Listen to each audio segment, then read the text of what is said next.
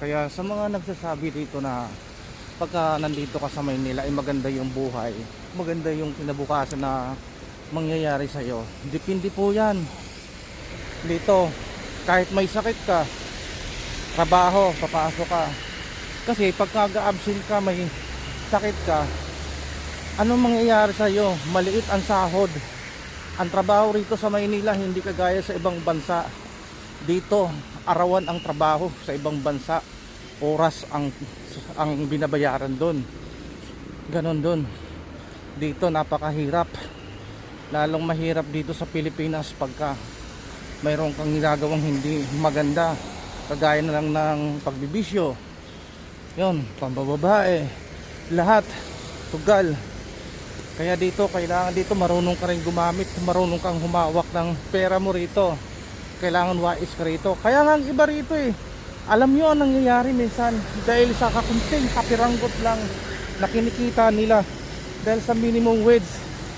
Ang iba gumagawa ng hindi maganda, nagnanakaw, nang-hold up, kung ano-ano pang hindi magandang gawain para lang may pandagdag, may pantustos sila sa pangangailangan araw-araw. Kahit bawal gagawin dito sa Maynila.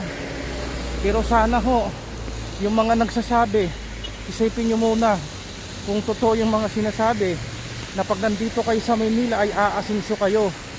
Uulitin ko, dito sa Maynila kailangan double job ka, kailangan marunong ka humawak ng pera dito. Hindi lang dapat stick to one yung trabaho mo rito. Dapat dito may negosyo ka rin, may sideline ka rin. Bawal ang tatamad-tamad dito. Dahil kung tatamad-tamad ka at wala kang diskarte at hindi ka nagtatrabaho rito, walang mangyayari sa buhay mo, magugutom ang pamilya mo. Ganun dito. Kaya ngayon kahit umulan, umaraw, bumagyo, pasok, tuloy pa rin ang pasok.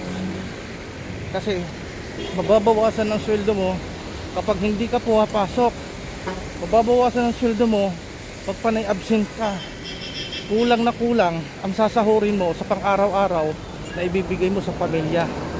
Ganun po yun. Yan lang po. Maraming salamat.